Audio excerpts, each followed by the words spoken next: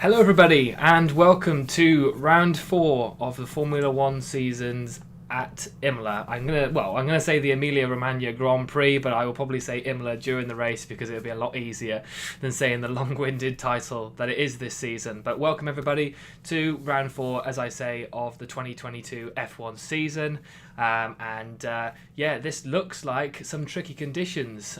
They've obviously it's been a bit mixed conditions over the race weekend, but we do have we've had a bit of rain before the race. So this morning there's been a bit of clouds over the track and some wet weather. So they did go out on wet weather tyres. I think most of them are going to be starting on intermediates, but we probably will let you know just as the race gets underway. But I'm joined by Conor Porter. We're bringing up a bit of a team now. It does seem to be me and Conor, but it's great to have Conor on with me once again. They are showing some live scenes of the track, and it does look like the cloud has disappeared, so we may get on to the drier compound tyres probably straight away. But Conor, your thoughts? I mean, as you said before the race stream started, you spent a lot more in looking at the strategy for how the actual tyre strategy was going to go, and then you saw some cloud and they were all on intermediate tyres. Hopefully that knowledge will come into play though, with them going straight on to the soft tyres probably immediately. Yeah, afternoon, everyone. It feels as though that this could have been our first wet race of the season, although forecasts are saying there's like 40 to 60% chance of rain at any point during the race. We've already had rain itself, so the track has been cleaned. There's no rubber from the previous series or races and things like that. So it's going to be an interesting start to the race, I think, to see what kind of grip these drivers get if they do decide to go onto slicks very early, or what kind of grip they get with the intermediate tire or with the wet tire. I don't think anyone's going to be starting on the wet tire now because we've not had any rainfall for the past half hour. I don't think so. Yeah. There's not going to be much sitting water on the track, I don't think. So I think the Inter is going to be the tire that some drivers may start on. Although, as we were mentioning off stream, the track may dry out quicker than what we might think. So we could see those slick tires come out sooner rather than later. Yeah. But at the moment, it looks as though everyone's going to start on the Inters, and then maybe after a couple of laps, we'll start to see some pit stops happen, which could result in this being a two-stop race for a lot of the drivers. Yeah. Which will be an interesting one to see how it unfolds, because given that Imola is a very quick circuit, we could see some good pit stop strategies coming into play. Yeah, and as we said, obviously before we came on air as well, Conor, like we said, the majority of these drivers will probably be going out on intermediate tyres. We don't expect any of them, obviously, to be going on to the full wet tyres. But if you're at the back of the grid, say, you were Nicholas Latifi or Guan Yu Zhou or somebody around there, would you risk going on the soft compound tyres straight away? Or do you think it is going to be the case where the majority of them now don't want to obviously have an accident and they will probably start on the Inters? It's just a question, if you're at the back of the grid, do you risk it? I suppose there is and that's the thing. It is a risk to go out because although the rainfall has stopped, it's still very wet out there. You could end up sliding off on your way to the formation lap, and then that's your race over. Yeah. Because you can't get back to the grid for the race start. So it's a risk, and we're going to see in just a matter of seconds if any of those drivers are going to take that risk as the tire blankets come off. And just trying to see what Carlos Sainz had on his car there, but I couldn't quite see if there was a green rim or if it's a yellow or red one. Charles Leclerc in second, current leader in the championship as well. Big day for Ferrari. Tons of Ferrari fans there, bracing the elements, whatever rain or sunshine, to cheer their team on. It's a big season for Ferrari. Probably the first time since the Vettel days that they've really had a good chance of winning either one of the championships. And I'm just delaying now because I want to see what these tyres are. Yeah, I was going to say, Conor, just as well, obviously delaying that. I mean, interesting because it's the same order as what we saw in the sprint yesterday, and obviously Charles Leclerc took the lead from second place yesterday. So it is interesting. Lewis Hamilton is on the intermediate compound tyres, as we can see, as is the Aston Martin behind them. I think both of them are on at the front intermediates. Yeah, I think everyone's on Inters for the time being, but look at how dry that track is at the start finish. There's no sitting water. it's just a little bit damp, a little bit off color because of the recent rain. But that track will soon become a light grey as the race goes on. Absolutely. And I think they won't be on these inters for very long at all. You can see just little droplets on the clock there as the clock strikes 3 for the formation lap to begin. There is someone stalled there. Fernando Alonso did stall on the formation lap yesterday, but he looks to have gotten away well. Like they're on inters, as you say. Yeah, there's a bit of spray because that's obviously there's still a little bit of water, but as the cars go around, that water will run off the track, and I think we'll quickly get a dry track so long as there isn't any rain scheduled. But yeah, it's like you can see the dry there as we go through. I'll quickly just do the running order. I know it's appearing on the screen, but I'll just quickly go through as we're on the formation lap. So obviously Max Verstappen is on pole position for it. He was on pole from Friday. Charles Leclerc took the lead during the sprint race, but Max Verstappen was able to retake that, so he does start on pole position for today. Like I say, Charles Leclerc is in second. Perez is third. He started, made up some places during the sprint race. Carlos Sainz also made up some places from his terrible day on Friday after crashing out. Lando Norris is fifth. Daniel Ricciardo is 6th as well, so 2 McLarens up there. Valtteri Bottas is 7th. Kevin Magnussen 8th, dropped away a bit during the sprint race yesterday, did go on the medium compound tyres with the majority of everybody else on softs. Was a risk for Haas, and obviously it paid off for Mick Schumacher. He made some places, but Kevin Magnussen dropped a few. Fernando Alonso 9th, Mick Schumacher, as I say, 10th. George Russell 11th, Yuki Tsunoda is 12th. Vettel is 13th. Lewis Hamilton was unable really to make any places at all. He's still in 14th. Lance Stroll 15th. Esteban Ocon is 16th. Pierre Gasly 17th after his issues as well. Alex Albon is 18th. Nicholas Latifi 19th. And Zhou Guanyu is in 20th place.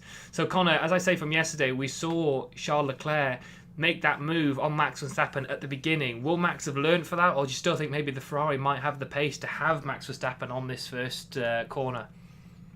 Well, yeah, it's that inside line to that first corner would hopefully give you a better angle going into the chicane and out of the exit for the next big straight there. Whereas on the outside, which is where pole position is, you have to defend going into that corner because the first corner is a right to left. So it'll be interesting to see if Max does come off the start finish from his pits from his grid position, and just cut off Leclerc straight away.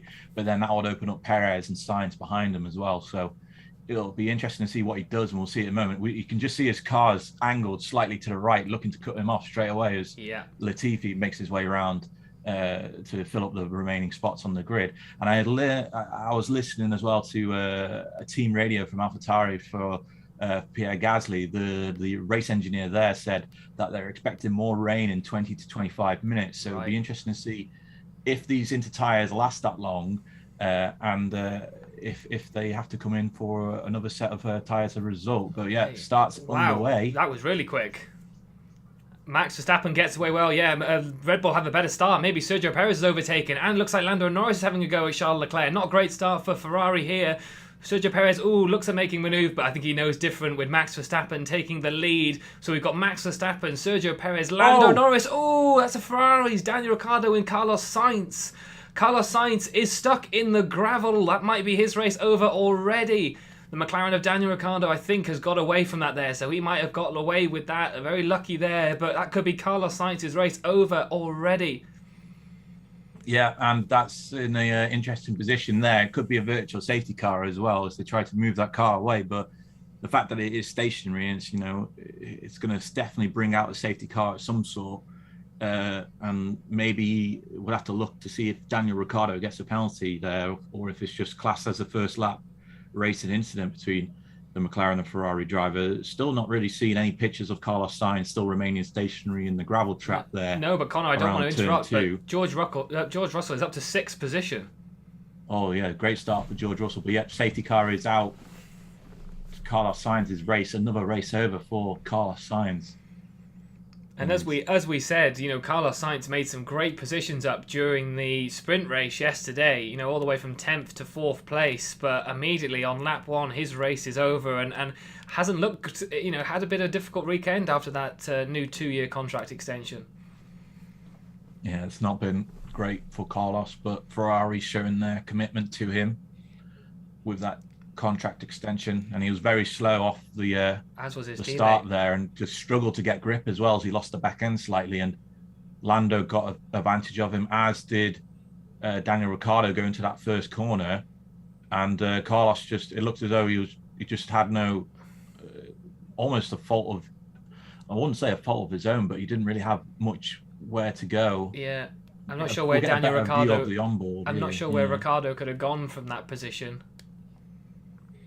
So as he goes off, he loses the back end a little bit, struggles, and that just opens the door for Ricciardo to come down the inside, and Ricciardo braking later to make sure he got that corner, but then he just got tapped from Ricciardo from behind, I think. So it'll be difficult to say that Carlos is to blame there, really, because Ricciardo was very much ahead of Daniel. And just from watching on the onboard, we'll get a better view from Bottas's position here, as he would have watched the action unfold in front of him. Daniel Ricciardo coming over and cutting Bottas off on the left as they approach corner one. The sprays are mounting, so you can tell that the vision is still very difficult for the drivers. And Ricciardo tapped the curb on the left as he was going around turn two or turn one, I don't know how you would call it, but I think as a result of that, he just lost the back end a little bit, and that just caused him to slide across the track. See it now. Yeah, got good footage here of Daniel Ricciardo, but he takes the inside line. Yeah. He went on that curb on the left, on that corner, and, you know, with it being wet, he would have no grip whatsoever, and he just slid straight into Carlos, and as a result of Carlos being stuck in the gravel trap, it's race over.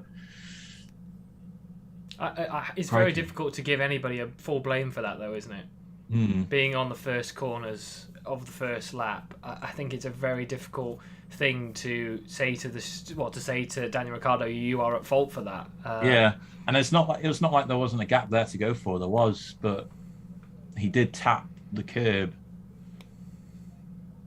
so it looks as though the FIA will. Yeah, I think it says no further investigation. I think they're going to have a thing on screen. Yeah. Oh, yeah. Oh, no further investigation. Yeah. So, racing incident then on the first lap, but it's not good for Carlos. No. Yeah, Carlos won't be happy that it looks as though he's been tapped out of the race.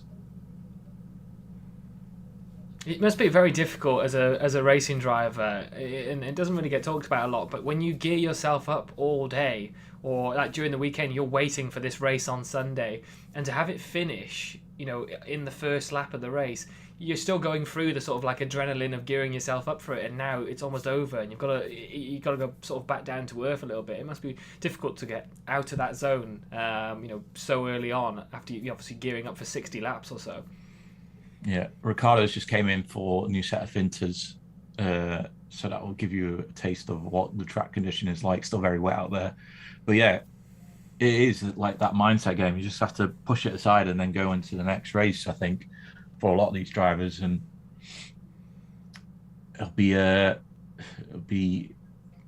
something that Carlos obviously will be thinking about. I have to say, I don't to push out of his mind very quickly. I don't mind the safety car being out, because that is a dirty noise that the safety car has when it goes around the track. It might only be going like 40 mile an hour, but goodness me, it sounds proper dirty. I love watching the laps on YouTube when the safety car goes around it on a Thursday, because it just sounds so nice.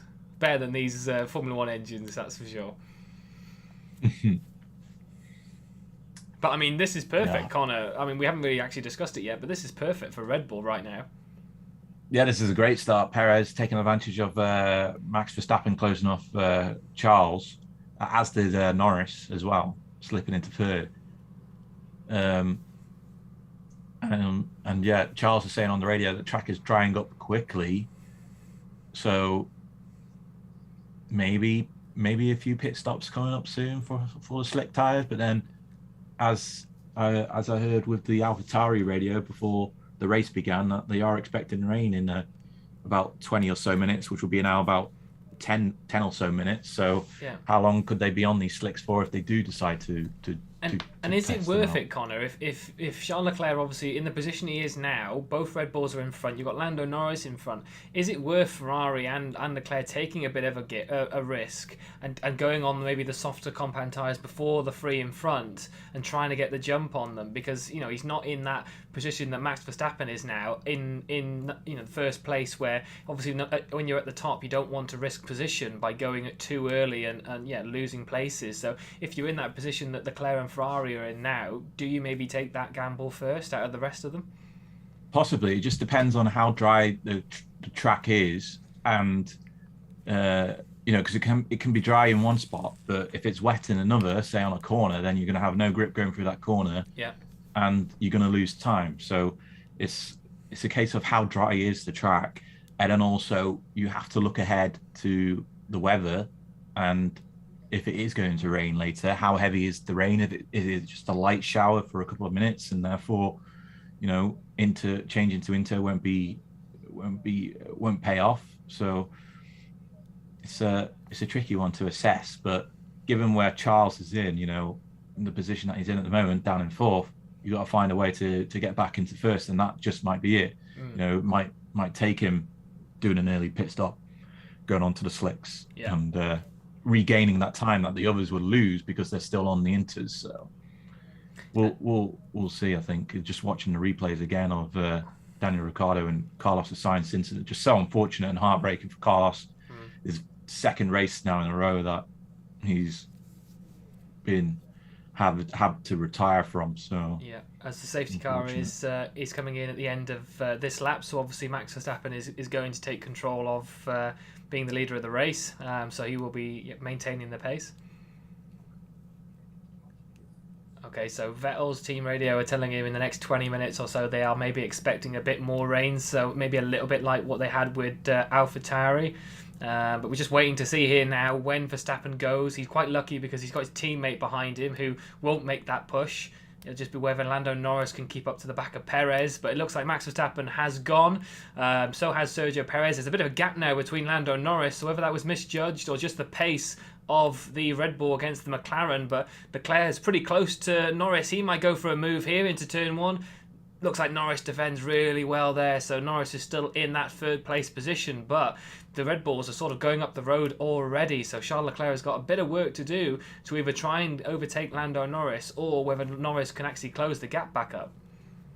Yeah, Charles has got to overtake Norris, get in that clean air and then just push forward, but he's got that Haas right behind him of Kevin Magnussen as well, chasing him down. And as you said, George Russell with the brilliant start, he's in that position too, slightly further behind, but in and around there. So Charles doesn't want to be in this position between Norris and Magnussen for too long, because otherwise Max will start to slide away, and that'll be race done pretty much, unless there's a significant rainfall to cause a change in strategy. But at the moment, Max is very much easily, comfortably pushing ahead, and Perez is essentially being a little bit of a back marker for him to make sure that his pace doesn't drop too much. So Norris just took in that corner a bit. I'm not too sure if that was a good corner. And I have to say, Conor, Kevin Magnussen keeping up quite well with these two as well. Yeah, he's just around them all. He is slipping a little bit back now. But as soon as DRS comes back on, I think Charles is going to take this McLaren and just push on and get the advantage and get the move done. Although we've seen how powerful the Ferrari is, potentially he could get it done without DRS coming into this second corner. And I think he's going to have to do it before then, because they're still on the Inters as well. So DRS won't come into effect until they've got the drier compound tyres on. That's true as well. Yeah, I think he's going to have to make that. True. Yeah, he's going to have to make that quicker than he would like, as Lewis Hamilton overtakes Fernando Alonso. So Mercedes are looking quite good at the minute. Hamilton up to 11th, starting from 14th, and as we say, George Russell's doing quite a good job as well. As Alonso is trying to get back at it, and there's them two ex-teammates, two world champions, fighting for what is effectively 11th place at the moment. But Fernando Alonso will be a little bit disappointed. Oh, is it look at damage of that on that Fernando Alonso's that car there, Conor? I don't know if they're going to show that again, but he's lost a bit of the side of the car there. I'm not sure what's happened there. See if you can see it on here. Yeah, it looks as though someone's made contact with him on a side pod.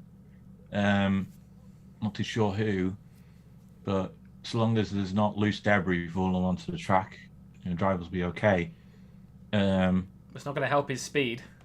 No, it's certainly not. I think it was showing replay here with him and Lewis, and it just flew off from a non-contact. So unless an incident happened earlier in the race, in which case tapped it and caused the integrity of the car in terms of its covering to lose some of its quality, then that's a very unusual incident. Yeah, I mean, hopefully the teams who are showing us the actual live feed might be able to go back and see. And Alonso is pitting now, so is this hit and done, or is this just coming in to get some slicks? Oh no, he's done. He's done.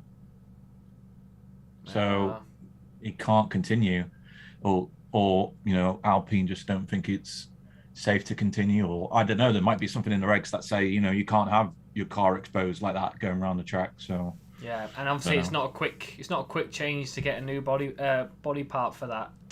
No, part of the race car. It's not like a front wing that they can maybe quickly change in about 30 seconds. It's that's going to take a little bit longer to do. So yeah, shame for Fernando Alonso. Hopefully we might get a replay to see if there was contact or if it's just something that's come off. I think something with Aston Martin happened like that in the first couple of races or so. But yeah, difficult for Alonso, who was looking quite good again this weekend at the beginning of it, but again has fell away slightly, a bit like what we saw in Australia. But yeah, if we go back to the lead, obviously lap 7 at the moment, Max Verstappen leading by about 3 seconds to his teammate Sergio Perez. Lando Norris is a couple of seconds behind them as well. Charles Leclerc is within a second still, but as we say, he won't have DRS at this moment in time. So can he make the move done? He looks a little bit closer on this lap, Conor.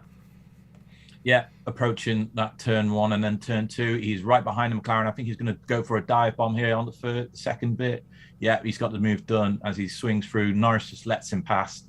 Probably realizes that the longer that he battles with Charles, the more likely it opens up for Magnussen and Russell to attack him later on. So just let the Ferrari through, let him get some clean air and push on, and then that will allow Norris to get some clean air as well and to race in his own race really, and focus on potentially getting the max points possible and finish best of the rest in 4th, because we've seen how powerful the Ferrari and the Red Bull cars have been this season. It's going to be very difficult for anyone to really compete with them for race wins. So Norris, that might be tactically just think, he's not in our battle here. He's not our race. Our race is to beat everyone else. And we are doing that. Yeah, I was going to say, and the other point is maybe McLaren is saying, okay, we might not win the race, but we might still get on the podium just because of the reliability that we've seen from Red Bull so far this year in terms of them struggling to finish races. So it could just be the case where McLaren say, okay, Leclerc might win this race. We might not have the full power, but we could still get a podium. We see a touch from Fernando Alonso there. Oh, Mick Schumacher. Yeah, as Mick Schumacher spun, looks like he hit the bodywork of Alonso, so that would be why. Yeah, and I'm just reading on the lap by lap feed on Formula One website. They're saying that the team being unable to repair the level of damage that it was, so just opting for safety to bring Alonso in and to retire him, because obviously, a little bit that's exposing the internal components of the car, and they're not protected. So if he was to have another contact there, that could be quite dangerous, I imagine, for any driver. So right decision, I think, by Alpine, but a bit unfortunate for Alonso, because I think that's his second retirement of the season now. I think he retired in Saudi Arabia, if I remember correctly. And what are your yeah, he did, because he pulled over at the same time as Daniel Ricciardo during that race, didn't they? They're right next to each other. But I mean, what are your thoughts in terms of Mercedes in terms of this year, Conor? Because George Russell said in this weekend that he's actually been doing more training on his back, like more preparation than he would normally do in a season this year, because of the porpoising that Mercedes are having this year. He's having to train and put a bit more muscle in terms of his back, just because of the effect that it's having during the race weekend. And we could see there when Hamilton was overtaking Alonso that his the car was bouncing everywhere. Yeah, it's quite strange that a lot of other teams aren't really having this problem. Ferrari are having Slightly. issues with porpoising, but not as bad as Mercedes. And it's strange when the team that's been so dominant as Mercedes over the past couple of years is struggling with such an issue. You're just watching the picture there, him battling against the Haas, and his car's bouncing up and down, and it must be very difficult to drive at times and uncomfortable. And as a result of that porpoising, it obviously affects how quick the car can go through the straights. Because of the friction that the car's picking up with the floor on the track. So yeah, it must be uncomfortable, but I've still got this hope, still got this feeling that Mercedes are going to sort this out, and then they're going to make a late surge, I think, for podiums near the end of the season or in mid-season. So that's the goal, I think, for Mercedes. But at the moment, it's not very good. I think it's difficult for. Yeah, but the actual reliability has been pretty good because they are top of the championship at the moment in terms of the constructors, because they've been able to finish races, in decent amount of points. And what else was interesting is, as George Russell's still looking at making a manoeuvre there, he's not going to make one into the tight chicane there. But I think what was intriguing as well in terms of as soon as Mercedes had DRS, obviously less porpoising was having an effect, so they will be hoping that as soon as they can get dry tyres on and DRS becomes enabled, then Mercedes again might become a lot quicker as the race goes on here as well. But I'm guessing he should be able to make a move on here on Magnussen, but that Ferrari power in the back of the Haas has been doing obviously wonders for the Haas team this year. But George Russell looks a lot closer, but we saw an incident with Valtteri Bottas here, didn't we, last year? Yeah, he's closing in on him, actually. So he's coming up to turn 2 on the outside. Magnussen will have the inside defence, so he's not going to get the move done here. But he's going to have a better exit coming out of turn 3, and he will look down towards turn 4 and 5 to try and take him again, but he's a bit too far back. Magnussen has actually pulled over to the side to try and defend once more. I don't know if he's going to. They've had problems with drivers weaving on the straights. I don't know if that was weaving. The only thing I can think of maybe that was that Magnussen just getting a bit of wet part of the wet track to get some more into the intermediate tyre, because obviously, as we can see, the track is drying up. So whether that was him just trying to get a bit of wet track actually to get onto the intermediate tyres or not. But as we can see, that line is getting drier and drier, Conor. So are we expecting changes soon? But then you look here at the end of Sector 2 before they go up to that really bus stop section of the track. Yeah, it's pretty wet still there. So it's not really dried out in a lot of places. It looks very dry in Sector 1, but here at the end of Sector 2 and beginning of Sector 3, it still looks very wet. And that's a crucial part of the track as well, because that's where the car is arguably going the slowest at one of the parts of the track. So they have to have grip in order to bring the car to a safe speed in order to take the corner. So I think until DRS gets the go-ahead, I don't think any driver will come into pit for the slicks, because it just doesn't feel like it's the right decision, because they're just going to lose too much time, I think, near the end of Sector 2 and the start of Sector 3. And George Russell going for another move, and it looks as though he's going to get the job done this time on the Haas as he sweeps through and gets the racing line. So that's always curved a little bit, so he opens the door for Magnussen to come back through, and Magnussen has come back through there. So George Russell, too much speed in that first bit, and his doors opened up as well for Valtteri Bottas coming in behind of the Mercedes. So this is an opportunity for Haas to try and pull away as George defends against the Alfa Romeo. So a bit of a mistake there for George Russell, a bit too hot going into that first and second corner, and Haas has managed to regain position, but now George is pushing again, looking for another opportunity in Sector 2.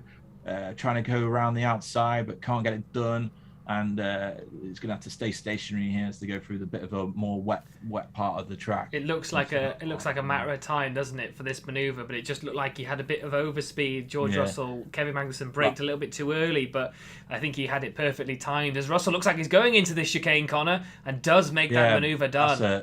That's a very nice overtake there from George Russell. It's night and day between what we saw in that first corner and what we saw just then, because that's a very difficult place to overtake, and he's got the job done. And it's opened the door as well for Bottas to try and find a way through. That Haas is going a bit slower now. I was going to say as well, I just wonder if George has picked up any floor damage from going over the curbs in that first bit, because obviously that will affect the aerodynamics and the of the car. But it looks okay for the moment, because he's pulling away from the Haas. The Haas is actually looking slower out of the two cars, and I was going to say, Now it looked like Bottas Bottas was making a manoeuvre, but Kevin Magnussen defending quite well there, placing it in the perfect place. I think if you were Kevin Magnussen, you were hoping that the rain would come a little bit quicker, because obviously Haas looked pretty good during the wet weather conditions, but yeah, sadly it hasn't come yet, as obviously we've still seen a bit of radar in terms of the weather to let us know how it's getting on, but yeah, not coming as quick as maybe AlphaTauri has thought. But also Perez almost 6 seconds behind Verstappen now. 6 seconds, but at the same time, Perez will be just playing the team game, I think, to help Max get some points on the season after going out in 2 of the races so far, and only with the one race win in Saudi Arabia, I think it was. No, it wasn't Saudi Arabia. I don't. Yeah, it was Saudi Arabia. There only one race win, and then obviously the sprint yesterday, and that's the Aston Martin there of Sebastian Vettel going off the track there, so he lost a bit of grip going into that corner, and it looks as though Bottas is going to get the job done here in sector 3 before the final corner, and then onto the start-finish straight, and he's up into 6th position. So Haas is struggling here because it's just lost 2 positions in the last 3 laps or so. We have to think, is this Haas maybe thinking, let's just go and put some actual dry tyres on now, because they're falling down the order a little bit? Is it worth taking that risk and putting on a dry compound tyre and just seeing where we go from here? As Lance Stroll looks like he's catching up. Lewis Hamilton is just behind him as well. So if you're Kevin Magnussen, you might just be thinking, okay, we've got Vettel behind us, Tsunoda, Stroll and Hamilton are closing in as well. Mick Schumacher looks like he's been overtaken by Zhou Guanyu.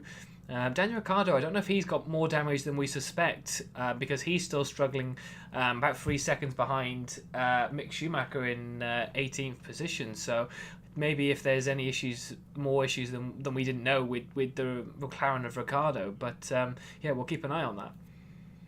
Yeah, just watching the cars go through the early parts of sector 2, a lot of them are taking different lines, not because they have different strategies, but because I think they're just trying to pick up a bit of grip on the wet surface rather than going through what the dry parts of the track. And showing a replay there, the George Russell Haas maneuvers, and now showing a replay of the overtake from George as Magnussen defended the outside of the corner, which would have been the better racing line, but George just managing to slow down his car enough in order to take the corner and get the job done. And then, as you saw in the next lap, that Haas struggling again through that corner on that dry racing line, I imagine. Yeah. And Bottas got the better release going into sector 3 and managed to get the overtake done. So real struggle there for Haas to try and find some grip on the track.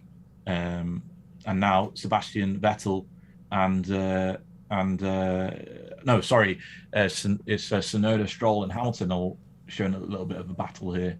Verstappen saying that he's sliding a little bit, but more rain expected. So it's like they got to hang on to these inters before this rain falls, and then they can come in again to pits for some new inters if their inter tires have lost all grip and have worn out due to the dryness of the track. So yeah, I think we're going to see someone make a risk in a minute.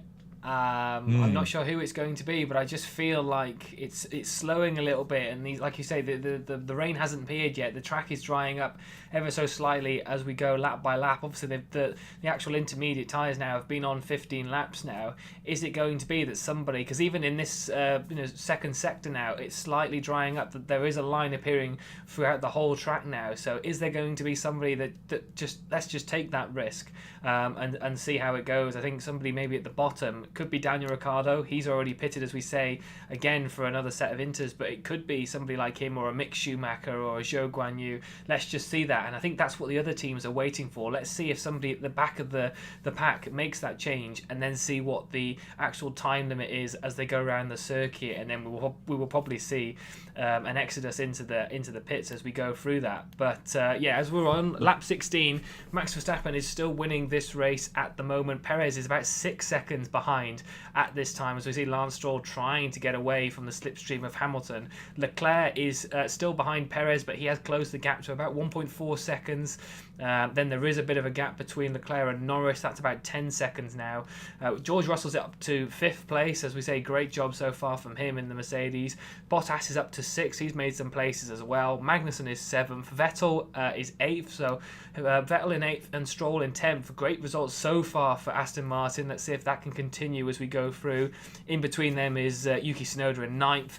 Hamilton is 11th, but as we say, he's closing in on Lance Stroll. Esteban Ocon is 12th, Gasly 13th, Alex Albon 14th, Latifi 15th, Zhou Guanyu is 16th, Mick Schumacher 17th, Daniel Ricciardo is at the back in 18th, and we have lost both Fernando Alonso and Carlos Sainz at this race so far. Yeah, Charles has Perez in his sights. He's closing in on him. So he might be in a striking distance in the next 3 or so laps. But if this track dries out quick enough, obviously that will change things for him.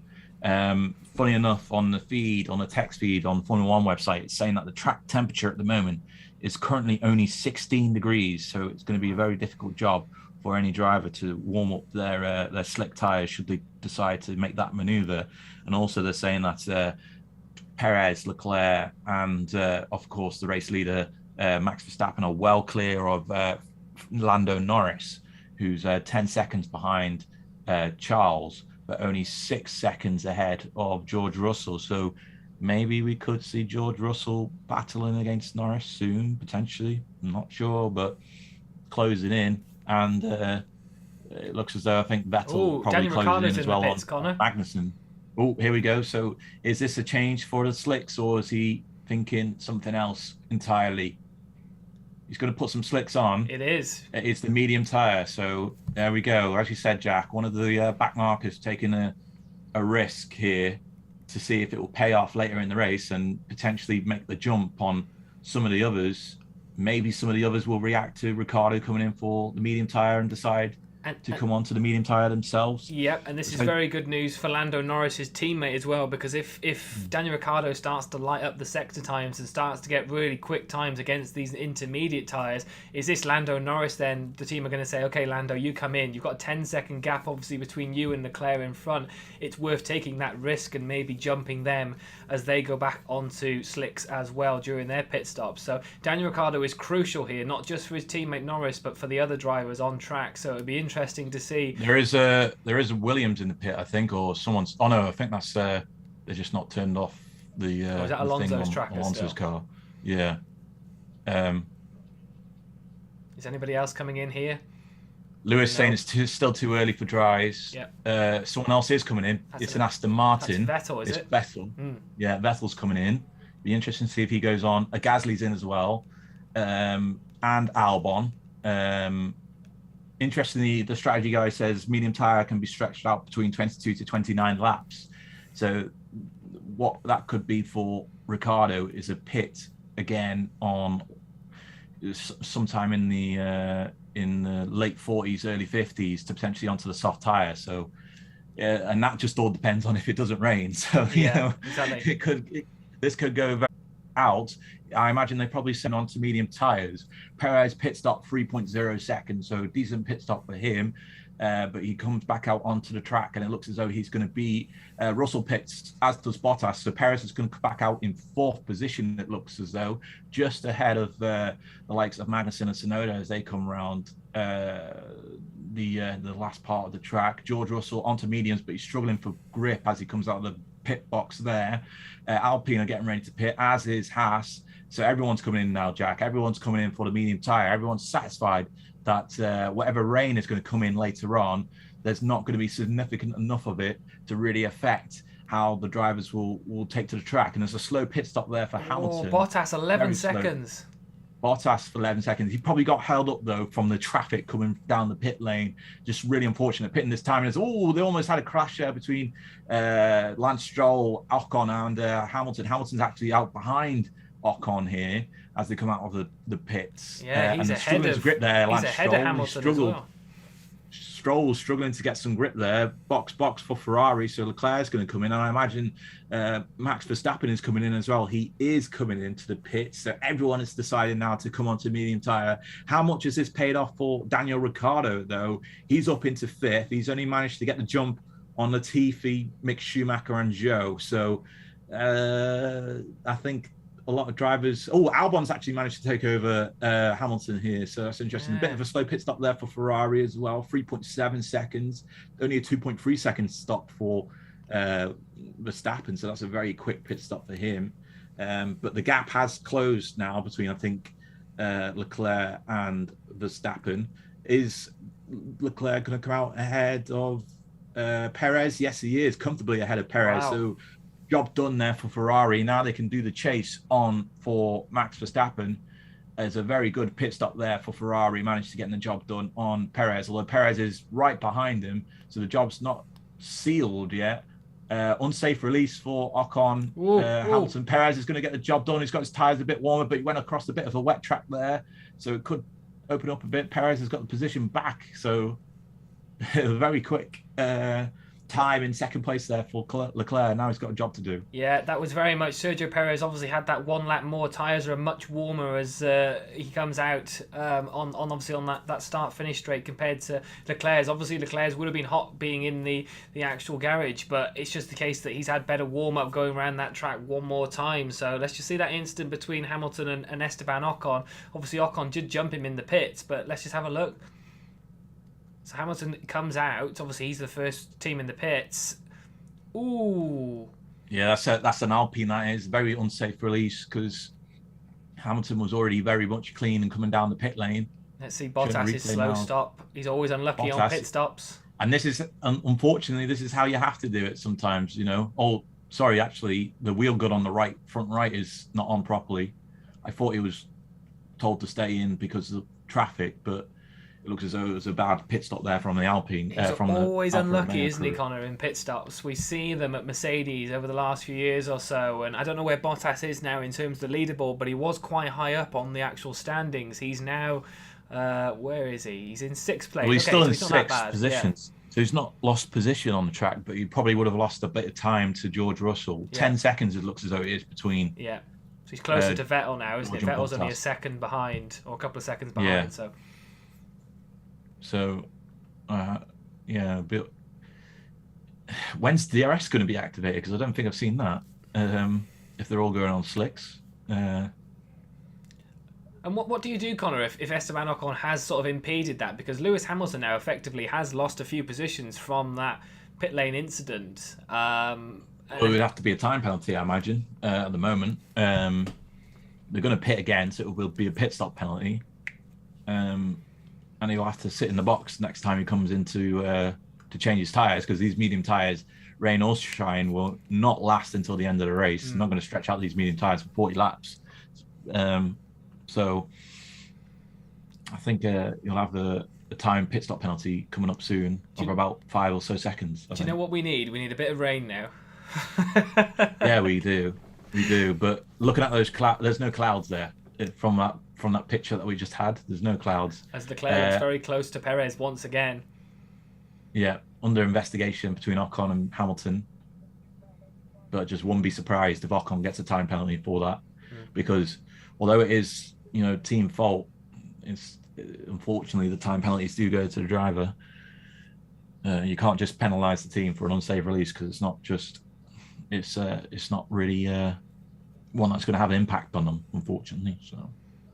So we're seeing obviously Leclerc, he's not going to make that manoeuvre. It's surprising. I don't know how many laps actually we've had since Daniel Ricciardo came in, but DRS still hasn't come up on the screen yet. So obviously DRS has not been activated. It's a bit strange that we haven't had that so far yet, considering there isn't any driver that's going off track because the track's not drying off at the moment. So it's a bit surprising we haven't had that. But Leclerc does have the fastest lap now, being taken off Max Verstappen. The gap between Verstappen and Perez is around 7.7 seconds, so there is a nice gap between his teammate now, but Leclerc looks closer and closer as we get to the last couple of corners of this racetrack. So I expect, even without DRS, we're going to be seeing this Ferrari overtake the Red Bull, if not this lap, the next one, as we see 5-second time penalty for Esteban Ocon.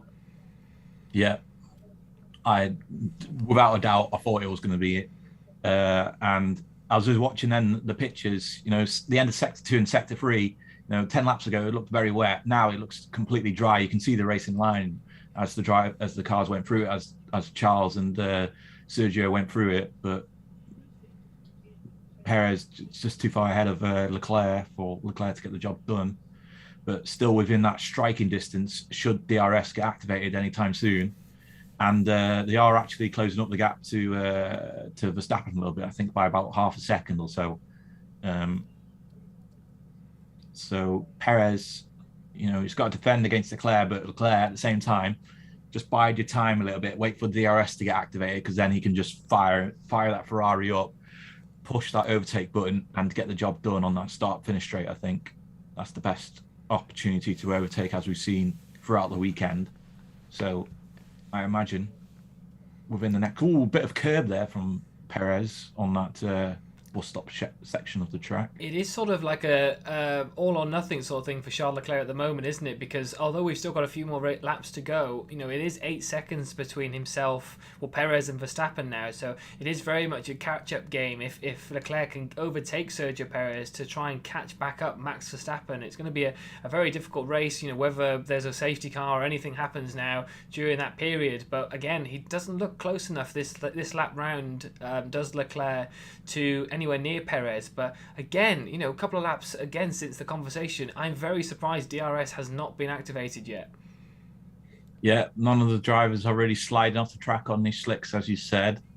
Perez very comfortably through that second chicane section, and then close to the end of Sector 1. So it's they got to put it on soon, because otherwise it's just going to be these same positions throughout the rest of the race. And they're showing a replay of George Russell's stop here and trying to figure out what the problem is. So just hearing what Nico Rosberg's saying on the broadcasting, saying he's going to have a lot of understeer because of I think they're trying to change something. So when you see the pit stop on the side of the car, they were changing the aero balance, I think, slightly, but whether they didn't get it correct in time, so maybe he's going to have a bit more understeer than what they planned during that pit stop. So that's something, obviously, that George Russell's going to have to deal with now as we go through the next laps, until maybe he has to pit again. As we see Sergio Perez getting fastest lap now, so he's starting to make a bit of an impact to try and push away from Leclerc. So good bit of driving over the last few laps from Sergio Perez to try and push away from Leclerc at this moment in time. But I don't think the leaderboard, once again, that's appearing on the screen provided by the BBC or from the BBC is actually updating slightly. I think it's still a few laps back, so I'll just go through the running order to see if it's changed slightly. So we are on lap 25 out of 63 at the moment. Verstappen, as we say, still is leading the race at the moment. There is a yellow flag, actually. Is that Mick Schumacher? He's dropped down the order a bit. Saying, Mick Schumacher came off the track. They're saying that a lot of these teams may try to take the medium tyre all the way to the end, but if they're racing as hard as they are, they're not going to last until the end, I don't think. Yeah, it's a very long stint for the medium compound tyre. I know that obviously the track isn't as hot and there may be less graining, just because, like you say, the track temperature is lower than it would be. But it is a long thing, as we see. That's a very much Formula One game, cutting the circuit there. So that's quite a dangerous move, actually, because he had no grip going across that grass at all. And, he missed the corner as well. That's quite dangerous from Mick. It'll be, I think it'll be interesting to see what the FIA makes of that. If they just say, okay, he's lost position, so therefore the damage has been done. Yeah. But if he made contact with another car, that could be penalty points, I think, for doing something like that. So. Yeah, very unlucky for Mick Schumacher, who hasn't had the greatest of days. He had that spin on the first lap as well during Carlos Sainz. That was spray from Stroll there, was that? As he was trying to defend or trying to attack, on Pierre Gasly. Yuki Tsunoda, sorry. So that is Lance Stroll really trying to put the pressure on Yuki there. But I don't know if that was gravel trap spray or wart spray. I couldn't quite tell. Yeah.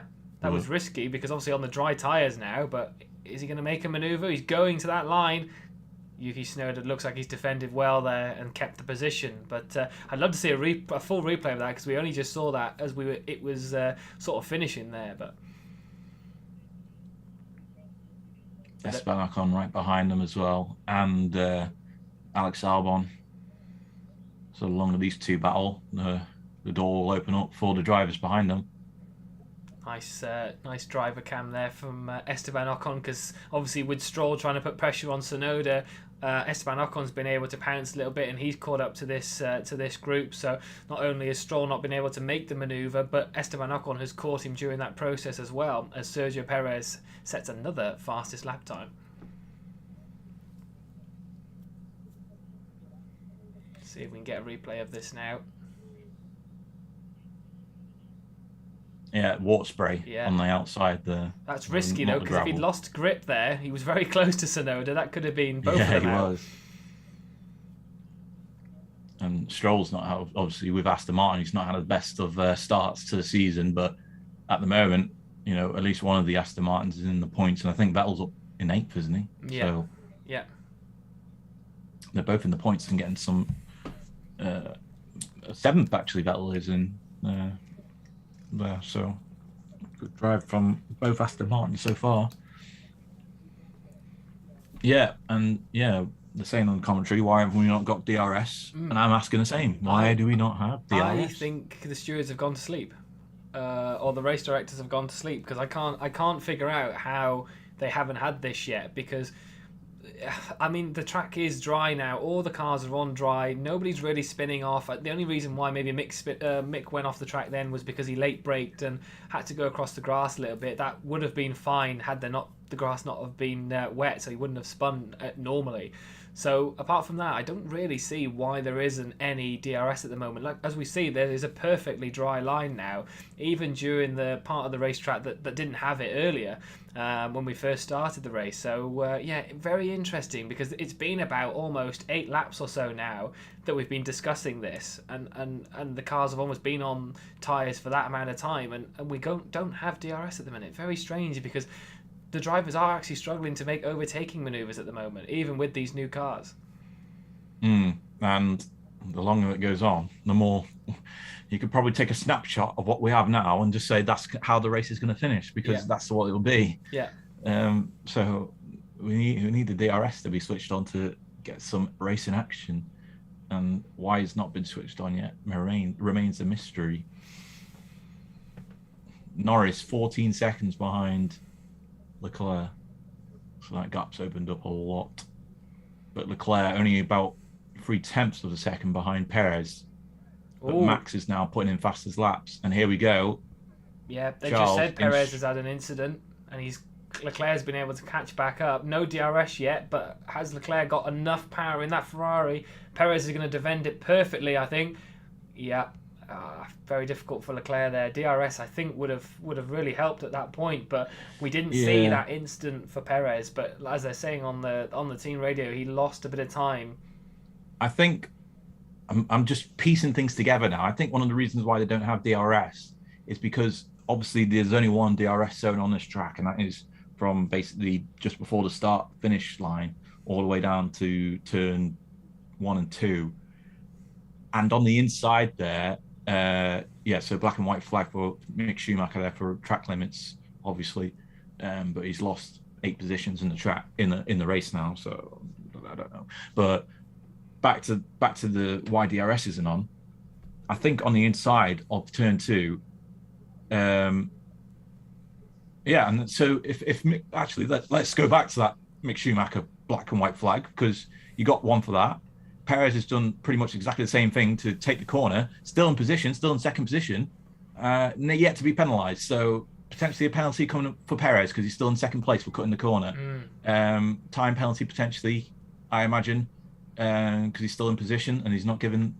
Well, I don't know if he was in striking distance then of Leclerc in that moment, but some penalties coming Perez's way for cutting that corner there. But back to the point where I was talking about DRS for the third time, the inside of the turn 2, I think, is pretty wet still. So if you imagine cars coming down that bit with DRS open on these slicks, they're not going to have much grip to stop in time for the corner. And I think that's what FIA is looking at. Hopefully we'll get a better view of it in the next battle between two drivers coming up to that corner, and you'll be able to see what I'm talking about. Because you can imagine if the back wind, the back end's open for DRS and drivers got no resistance, then they're going to sweep through and they're not going to have any grip to stop whatsoever, and that will be dangerous. So that might be why DRS isn't on yet, because all parts of the track in that DRS zone isn't dry enough for safe racing to take place, as Max Verstappen overtakes Zhou Guanyu and moves up the order further and starts lapping these cars despite no DRS being active. So yeah, just watching Max now coming down this bit, I think the camera angle is going to not show it, so we won't really get a better view, but maybe you'll be able to see it here as he cuts around the corner. You can see that there's definitely dry bits of the track. Yeah. There's definitely dry bits of the track, but that just might be significant enough for the FIA to decide, no, we're not going to have DRS on because we could have some very dangerous overtaking there.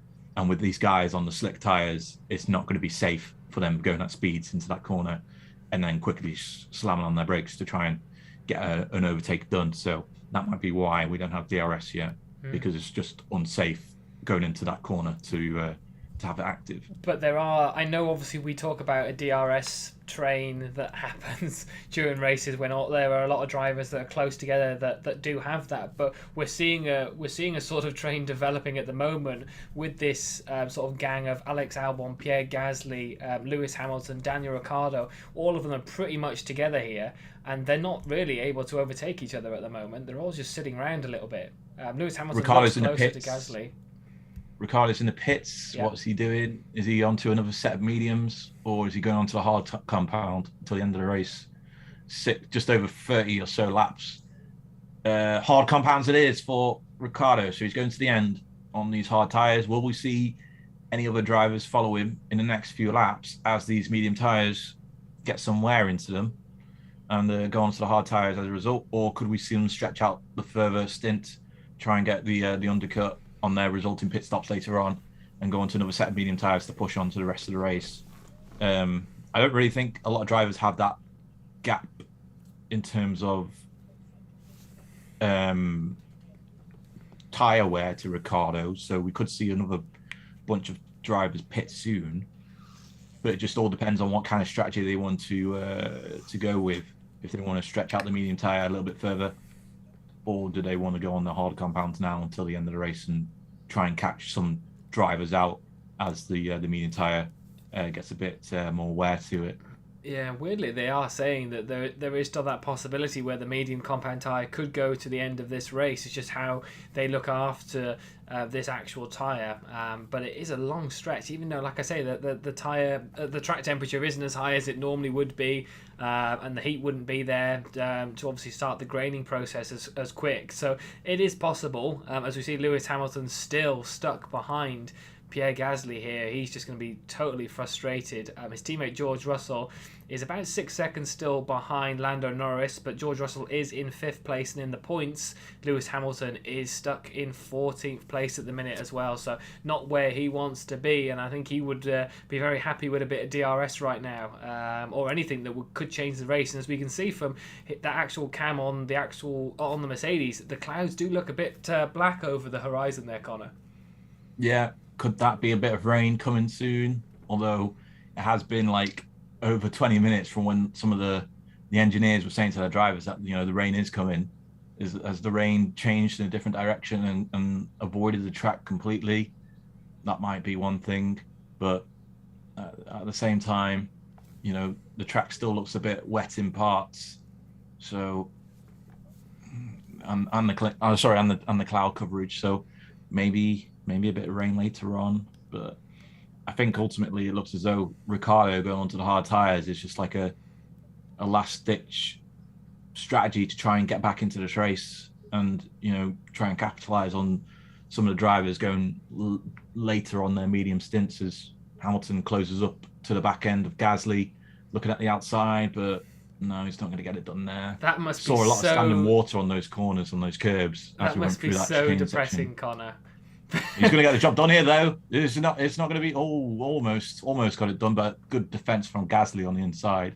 Yeah. Hamilton, he's in striking distance now. He's gonna get it done. But we've watched that almost that full lap on board with Lewis Hamilton there, and you know, as soon as he got anywhere near, it was the end of the straight, and they're on to turn 1 and turn 2, and that must be so depressing. Each time you get so close to the car in front, and then that's it. You know, the chance of that overtake has gone for that moment, and almost in terms of this track, obviously we saw George Russell do it in this sort of bus stop chicane here a little bit earlier against Kevin Magnussen, but the majority of overtake get done on that first turn off the DRS usually.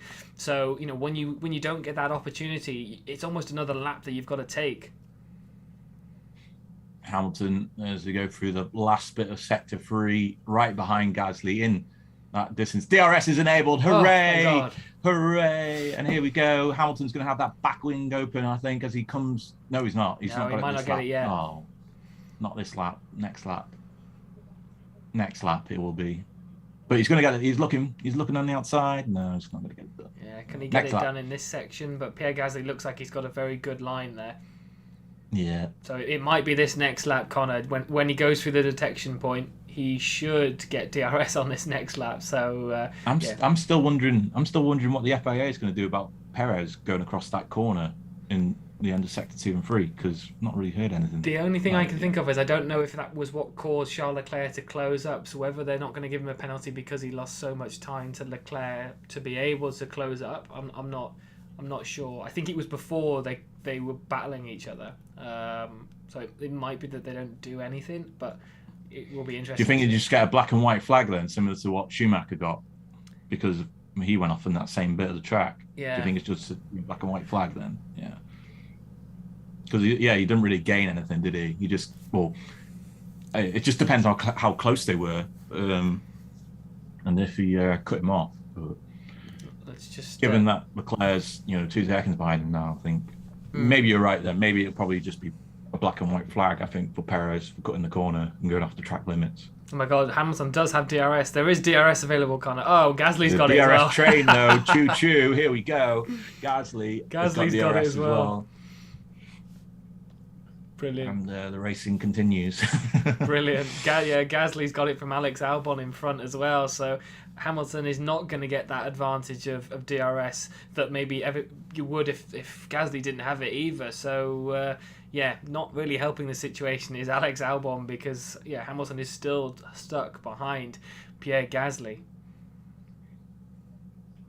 Charles, you got to think he's going to push soon, try and close up the gap to under a second so that he can get DRS on Perez, and then start to chase down Verstappen. He's 11 seconds ahead now of Perez. Norris to Leclerc is 18 seconds, so that gap's widened. Bottas has closed up the gap to Russell as Gasly loses a bit of a back end there on the end of sector 2 and start of sector 3. Hamilton's closing up the gap, but it's going to be a tricky overtaking spot into these corners. Gasly was only just in DRS for Albon, but I think he still will. Yeah, 0.8, so he's just in that second. So that wing has opened up, and the DRS train continues. Hamilton's closer though, Conor. But is he close enough? He's looking on the inside. He's not going to get it done though. The one thing I would say is very much that the fact that we're looking at P14 and the battle for P13 says a lot about how maybe comfortable it is at the top for Max Verstappen at this moment. Well, yeah. Funny enough, when they showed Gasly and Hamilton going through that turn 1 and 2 bit, it flashed on the screen saying Max Verstappen's just had a fastest lap. So that's how close Max Verstappen is to those guys. He's almost at the point of lapping lapping Hamilton. So that's it's not too far away. Yeah, he is pretty close. I'm just trying to see if I can stare at the driver tracker a little bit. It's appearing on the street on the screen, and Max Verstappen does look like he's gaining on this pack here as well. But obviously Pierre Gasly is still getting that benefit of DRS from Alex Albon, and I think Alex Albon is actually losing a bit of time to Esteban Ocon, so it may be that Gasly gets a little bit closer to the Williams here, so maybe Gasly overtakes Albon before Hamilton can do that. They go through DRS for Gasly and Hamilton again. And they are, as you said, Gasly very much closer to Albon than what Hamilton is to Gasly. But they still remain in the same spots as what they were a couple of laps ago. Verstappen's opened up the gap to Perez to 12 seconds. Charles, though, has closed the gap to Perez by half a second, only 1.5 between the two now. And the gap has opened up as well between Leclerc and Norris. It's now 19 seconds. And the gap's opened up, I think, between Norris and Russell. It's almost 7.5 seconds. I think it was only 6 a couple of laps ago. I was just going to say, interesting point that was appearing on the screen there, and something that they were just discussing in their commentary as well, was that they looked like there was a bit of like the tyre marks or tyre degradation that was appearing on the track now. So as much as they're saying the medium might go to the end of the race, do you think it's going to get to a point when these medium tyres do start to come off? Rain still hasn't appeared yet. I know we've got just under 20 laps to go now, but is it a possibility that these other teams may have to have that pit stop? Daniel Ricciardo hasn't really done much on that harder compound tyre yet, hasn't really closed the gap anywhere. So is it worth taking that risk and putting on another set? Possibly. It just depends on how much the tyre is degraded, but there is a little bit of graining, I think, on Lewis's tyre from the pushing. So maybe some of the mediums will think about it, but you would think someone like Verstappen, who's quite comfortably ahead, is, you know, he's in tyre management mode now. He doesn't really need to push more at the moment until Leclerc overtakes Perez. But at the moment, even with DRS having been activated, Leclerc's not been able to close the gap to a second to take advantage of that DRS. So Max should be comfortably in tyre management mode, I imagine, and will probably look to try and stretch the medium tyres all the way to the end, although that'll be a very tough task, but not an impossible one. And try and go all the way to the end on the medium tyres, or, you know, we might see some of these drivers that are battling, you know, the likes of Albon and Gasly and Hamilton potentially come in later on because the tyres have degraded too much and won't last till the end. And, you know, that those battles have had an effect on the tyre performance. So they will need to pit. But here we go. Hamilton again coming around the start, finish straight. Verstappen is in earshot of him now as well. So it's now or never. He's got to get the job done. Otherwise, he's going to have to give position to Verstappen. And as a result of that, it will be probably Gasly going off into the distance as the blue flags come through. Still no blue flags at the moment, though. So Verstappen not quite there yet. But you imagine in the next few laps, Verstappen will be lapping Lewis Hamilton when, if we said that a year ago, Jack, yeah, we would have looked crazy. And this is how far, unfortunately, Mercedes have fallen this season. Yeah.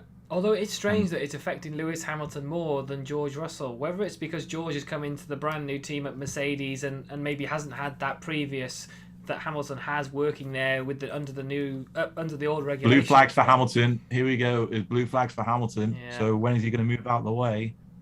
But yeah, it's a strange situation, as you're saying, you know, with George Russell only just recently joining the team, you know, and he's managed to do well.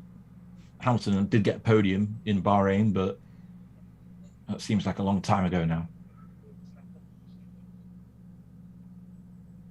And now we come to the start, finish straight, and that's probably where Lewis is going to let Max on by.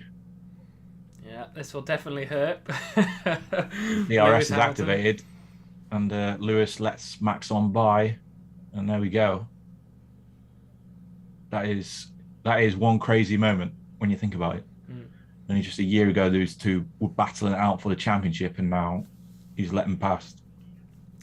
Yeah, and like we say, Verstappen is very much... We haven't seen much of Max Verstappen because he is in a world of his own. I think Charles Leclerc has sort of fell away a little bit, hasn't been able to make that momentum, overtake Sergio Perez. Sergio Perez is doing a decent enough job, but again, even Sergio Perez against his teammate is really struggling in this race, and I don't know what it is about Imola. I mean, obviously we've seen as Gasly overtaking, letting Verstappen by as closed up to Lewis Hamilton. Is he going to be able to make it?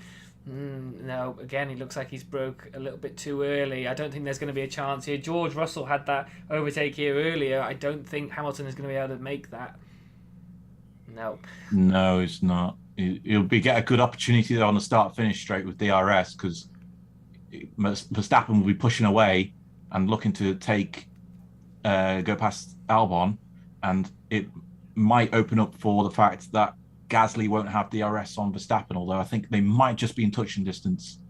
We'll just see if that wing opens up for Gasly. It does, so Hamilton will likely stay behind the AlphaTauri,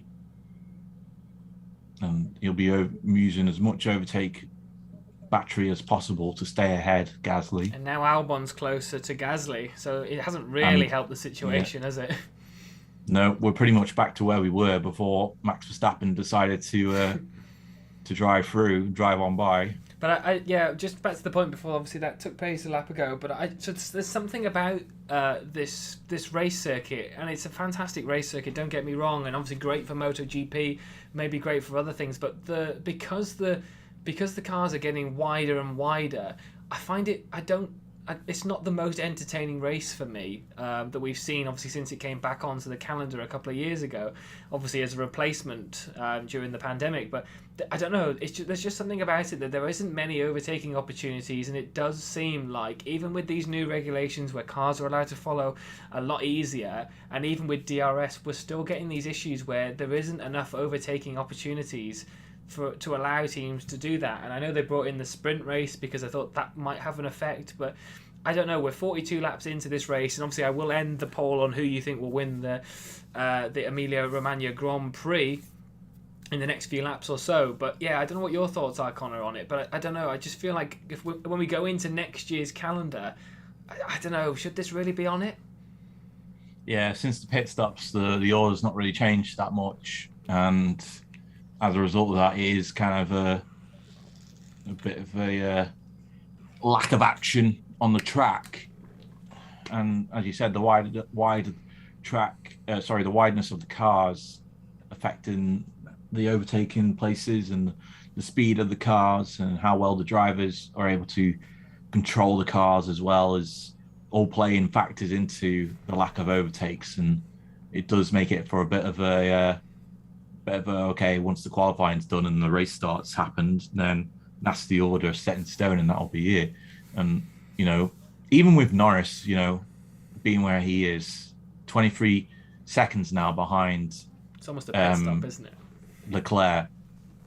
George has not been able to close up the gap to him and to challenge him. Neither has Bottas to George, or Vettel or Bottas. And even with Magnussen, when he fell down the order, a little bit, Tsunoda's not been able to close up the gap that much to him. So it's like, yeah, maybe they left it too late to turn on DRS, and that's played a factor into it. But at the same time, I do understand your point that it's not really that exciting race to watch. No, and something that they have brought up, which might make it a little bit exciting, but whether they did it would be, maybe a little bit of a risk. But I don't know if it would be, to be fair. Now I've said that, but that is bringing Charles Leclerc in, putting a new set of tyres on, whether that be a new set of mediums, whether that be a new set of softs, as we hear the radio. Plan D for staying out until the end. So medium tyres until the end. They're all managing these medium. They're all managing the medium tyres excellently well. I'll say that. Doing a great job of managing the tyres. They're showing the replay of Latifi, something flying off his car. Yeah. That looks like a wheel nut or something. Oh no, it's gone back on the circuit. Looks like a wheel nut or something. It does look like a nut. Mm. But I was just about to say until they said that on the radio. But is it worth maybe bringing them on a new set of mediums, a new set of softs, because the gap to Norris is almost a pit stop, and try and put the Red Bulls under pressure? But that was contradicted straight away by the strategy guy going, no, we're going to stay out to the end. And as they said on commentary, whether that's because Sainz is out of the race, they need to hold on to that position. As Lewis Hamilton looks a lot closer to Pierre Gasly, is he going to make that manoeuvre? Pierre Gasly, he's got to go for well. it. He's looking. Gasly's defended though. It's really depressing that this is the battle that we've watched for about 10 laps and it's the same order. It's for 13th and 14th, so not even battling for points. It's just the standings in the constructors, should they be level on points, which they're not. So, and they're not even. I don't think they're close in the drivers' championship either. No. I don't think. No, because obviously Hamilton's on the podium. So I did end the poll actually, and I think maybe it was left out a little bit too long because obviously Max Verstappen has 64% of the vote, but that is because he is literally in a world of his own right now. So you would be, betting the wrong person really if you were to put anybody else but Max Verstappen with that 12-second. You wouldn't be. I wouldn't say you're wrong for saying Leclerc or Perez or Sainz to win, because it's clear that the Red Bull and the Ferraris are the superior cars on the grid, but it's the race is almost done after the first few laps because the cars get set in an order, and it's only external elements that could affect it, rain happening on the track, or it's just Another it's chance, one of Conor. those races. Ooh, he's looking around the outside. Gasly's just going to keep on braking late though into that first corner. He's going to do the same manoeuvre. I almost want to try and see. Oh no! I almost want to see Lewis try and cut off Gasly on the inside and try and take him on the inside corner rather than sweep around the outside and with sure speed of the car. I just want to see him try something different. Yeah. I mean, I don't want to do a rain dance because I think that'll only affect where I am right now and not in Imola. But I am really feeling like a bit of rain would mix up the order a little bit. Maybe people would be staying out on the mediums. Somebody else would risk it and go on or not risk it and go safe onto the intermediates. I think having that little bit of rain coming to the end of this race would really put it out there, because at the minute, as we're saying, this has become a little bit of a. We need the rain. Yeah. For once, I'm saying we need rain. We need rain. Need it. We need something. We need it badly. Leclerc says he's struggling. That could be, that could be a please put me on something else.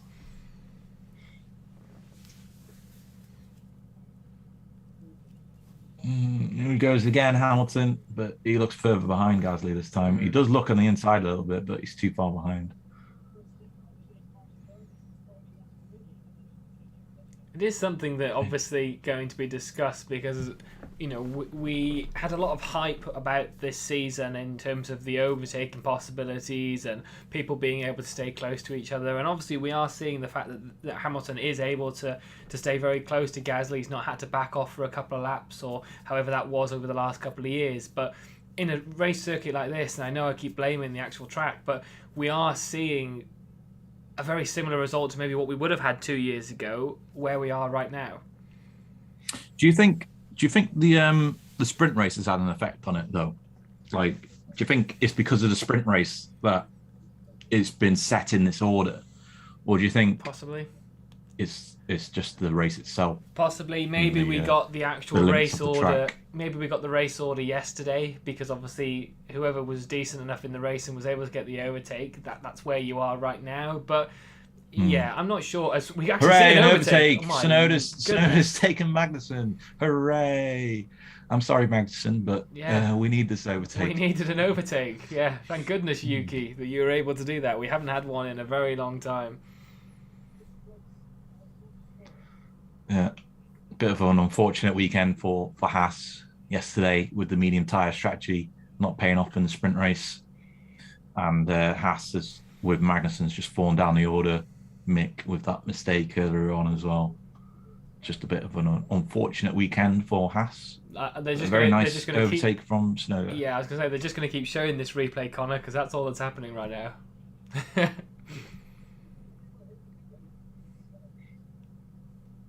Good job, Yuki.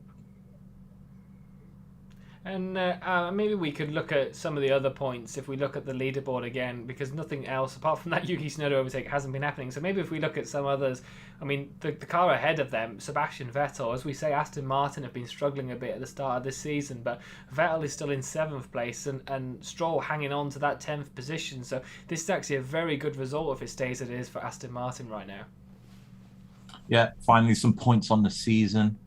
The only team not to get any points on the year so far, and it's a bit of a rough start for Aston Martin overall, with Vettel struggling with COVID and missing the first 2 races. But looking on the inside, Hamilton there, you can't get it done. It's a bit of a tease. I may as well just record that.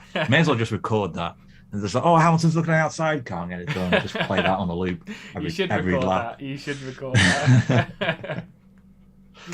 That's the story of this race. It's just like no one can overtake. And it's a bit unfortunate. And now Perez is there. Yeah. Perez is there behind Hamilton. So we're going to get the blue flags for the trio again. And that will take some laps away from Hamilton and Gasly from trying to get the better of Albon, who is in this position without any DRS whatsoever. So maybe that's a benefit. A Williams car is able to keep away AlphaTauri and Mercedes without DRS thanks to these new regulations. That could be a way of looking at it. But at the same time, we want to see overtakes. So I'm just trying to see where Verstappen is as well, because obviously we see Perez catching up on that group with Lewis Hamilton. Verstappen is closing in on Kevin Magnussen now, so obviously he'll have Magnussen, and then Tsunoda has put a little bit of a gap between himself and Magnussen now, and then Vettel, and then up the road from there. As Leclerc, it says on this screen on the actual driver tracker in the pits. Pitted. Yeah, he's in the pits, and I imagine he's probably going to go onto soft tyres with 13 laps to go. So get that fastest lap and push as hard as you can towards near the end to maybe hope, 13 laps is enough time to catch up to... Where is Lando Norris? Where is he? Where's Leclerc? Leclerc comes out. There's Norris. Ooh, it's going to be close. Done. Norris gets it done. Yeah. So at the moment, Norris is going to stay in 3rd. But if the safety car comes out now, then that's all dear. That'll be not good for Ferrari. Luckily, he's got those soft tyres on. Yeah, and I was going to say, luckily there, Norris hasn't got anybody in front of him, so as soon as he gets DRS, it should be okay for Charles Leclerc to make that manoeuvre. And then, does that put pressure on Red Bull? Probably not. The only one maybe they would cover off is Perez, but I think Max Verstappen's quite happy to sit out there for another 12-ish laps. Yeah, I wouldn't bring in Max. He seems to be managing the tyres well. He should be okay. Someone is coming in, though, for Red Bull. Medium tyres are coming Perez, out. though? It must be Perez. You'd be surprised if they bring Verstappen in. It is Perez. Yeah. Car number 11 coming in to cover off Leclerc, as you said, with the medium tyre. So Perez will be going for fastest lap. Nice if Ferrari take fastest lap, Perez will be asked to push and go for fastest. So that Ferrari don't get the constructors, and it'll be simple tyre management now for Verstappen until the end of the race. Perez comes out ahead of Norris very comfortably. Is Leclerc looking to get the job done, and he does so very comfortably.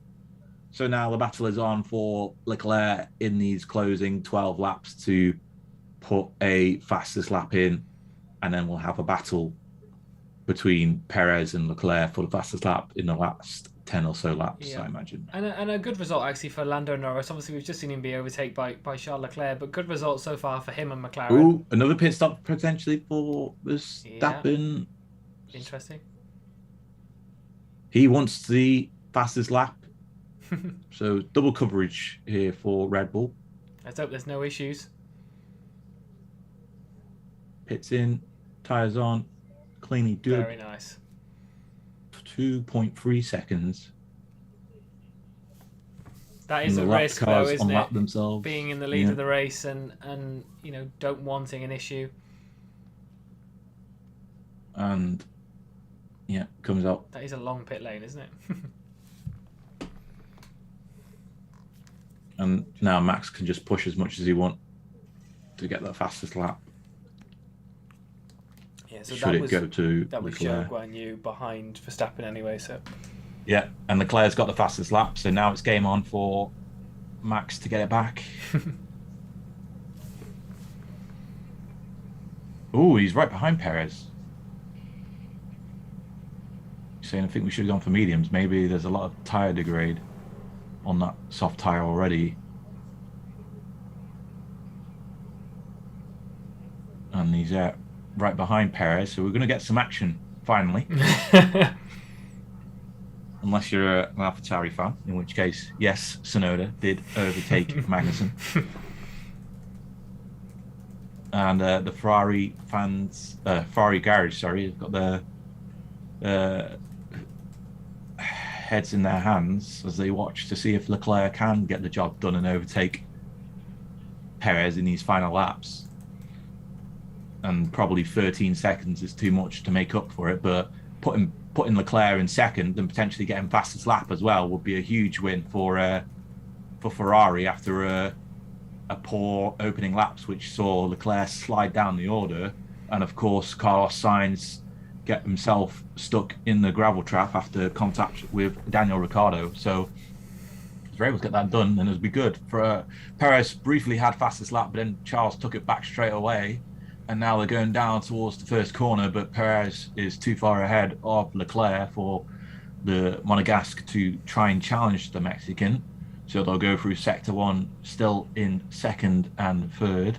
Yeah, so it doesn't look like we're going to have any rain, but we might have spiced something up here with these last pit stop changes with about 10 laps to go. The driver of the day poll has come up on the screen as well, so please vote for who you think should be driver of the day. It might be Max Verstappen, considering he's been super comfortable, but if it's nobody that's in the list, please let us know in the comment section below who you actually think should deserve driver of the day. But it's going to be very close between these guys at the big end of this race.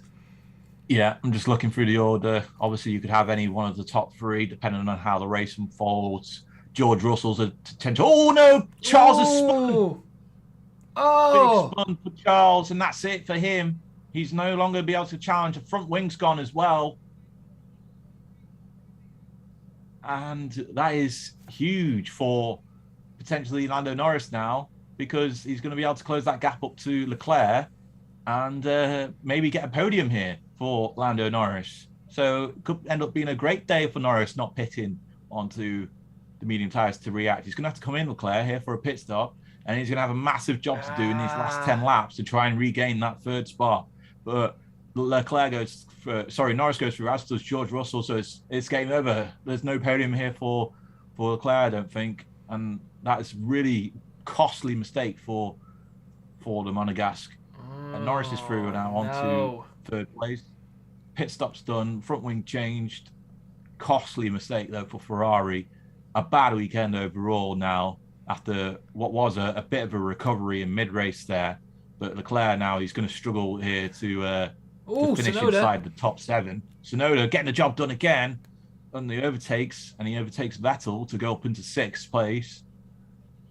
We need to see that replay of Charles Leclerc, but yeah, as you say, not a great day. Why is it always that they have issues when they go to their home soil? It just never seems to really, apart from that Leclerc win a few years ago, it never really seems to go well. Let's just have a look at that replay, chasing down Sergio Perez as we get to that double chicane here. He touches the curb a little bit. I think he touched too much curb into that corner and just wasn't able to get the grip to stop for the second, and just, lost the back end. The steward behind nudging the other one, going, "Oh God, no, not the Ferrari." So there we go. Race pretty much done now for Leclerc. Here's Lewis Hamilton on Pierre Gasly, Conor. Here we go.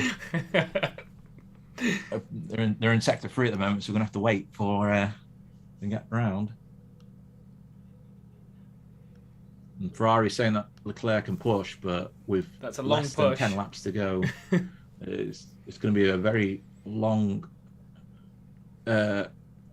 long shot for him to get onto the podium now. Yeah, George Russell, as we say, Mercedes, right place, right time. Although Hamilton's been stuck behind Gasly for the whole race, George Russell's in the perfect position here to at least get that 4th place spot. Although Bottas has closed him a little bit now, 1.3 seconds the gap. Here we go into turn 1. Lewis Hamilton behind Gasly, going around the outside. Oh. No, it's not very job. Was that a recording, Conor? No, it wasn't. I was just trying my best to recreate it. But yeah, back to driver of the day. I want to say, obviously Verstappen and Perez are up there. You could say Norris as well, but he seems to be in his own race of his own. Great start for George Russell, so he's a contender as well for driver of the day if you want to give it to him. Leclerc doesn't feel great. I can imagine so after that mistake on that corner, on that curb. Not feeling great for him. Just wants to forget the weekend now, I imagine, and move on. Still would keep the championship lead, I think. He's quite a way away, isn't he? Yeah, I think with the sprint win, the win today, and with fastest lap, that would be 34 points, I think. He's going so that would be a massive haul of points for Verstappen. And as you said, yeah, Leclerc takes Magnussen and jumps up into 8th position. I would quite like to see this Bottas and Russell battle now. I'm pretty sure Gasly and Hamilton is not going to change for the rest of this race. I don't want to keep seeing that. It would be quite interesting to see the Russell and Bottas gap because it is about 1.1 seconds now. So this is really interesting between the two drivers that had that issue last year, crashed into each other. George Russell is obviously now in that Mercedes, done really well. He is in the DRS zone now, Conor. Bottas has closed. Yeah, and he's got that. He might still have that understeer problems that they mentioned in the pit stop earlier. Yeah. So that could open the door for Bottas, and he is, as you said, closed that gap up. And we are getting pictures now of Bottas, but he doesn't have DRS this lap. He will get it next lap, so long as he maintains the current distance between himself and George Russell. He doesn't allow it to extend. Bottas will get DRS the next time they go through Sector 1. But yeah, George Russell's struggling. Could be a big scoop of points for Alfa Romeo if they're able to finish 4th in this race for Bottas, who's having a decent start to his F1 time with Alfa Romeo, and 4th would be his highest finish of the season if he is able to get there. Even 5th would be the highest at the moment because he finished 6th in the opening race in Bahrain. So it'll be a great result for him if he's able to overtake George Russell. But if he's not able to, it'll still be a good result. Best one of the season so far. And when he joined Alfa Romeo, we probably didn't think that he would score that many points that often, but he's really been putting the car through its paces, and he's done a fantastic job in that machinery to produce points for Alfa Romeo. Absolutely. As they come around Sector 1 once more. Looking. Here he goes. He should be getting it now. DRS. Opens up. Yep. So now here we go. Down towards the first and second corners. They swoop through one. George Russell's still too far ahead though for Bottas, but he would have closed that gap up a little bit. And so long as he maintains it, he'll have another shot going through Sector 1 again. Mm-hmm. So maybe in the last few laps we'll see another overtake. Potentially, hopefully. Yeah. We'll never know. No, good. This is a battle that we were actually wanting to see. This is good. The only thing actually as well is a Bottas team radio. Okay, just a good motivation there from his engineer. But, Conor, crucially, we haven't spoke about as well, that Charles Leclerc incident has put Lando Norris on the podium.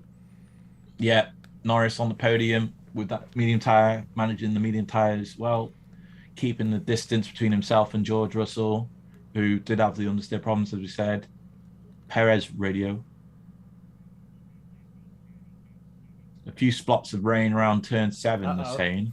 So could be some late drama in the last few laps if some of these drivers don't stay on the dry racing line with these slick tyres. Unless it actually chucks it down, though, I don't think it's going to really make too much of an effect. But back to Norris, actually, just a point I want to make is that, obviously he was on the podium this time last year in terms of the Imola Grand Prix as well. So this would be a good result to be back-to-back podiums at the circuit. Bottas got DRS, is closer to George Russell. Is he going to make that manoeuvre? Russell defends. You see that Mercedes porpoising as well as it was going down towards turn 2.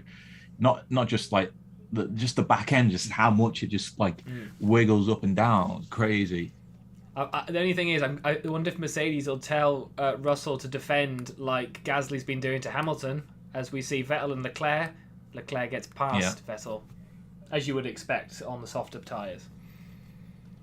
Yeah, so I think it's just damage control now for Leclerc. Yeah. Just get as many places as possible, push as hard as you can. If he can get Tsunoda, that would be pretty decent. He's got about 4 seconds to him, but as we say, he's closing it with that soft compound tyre. So if he can get Tsunoda, that will be a decent damage limitations there. And as you say, he's quite clear at the minute in the Drivers' Championship. So it was obviously be disappointing, but it could have been a lot worse. He could have been out altogether. So.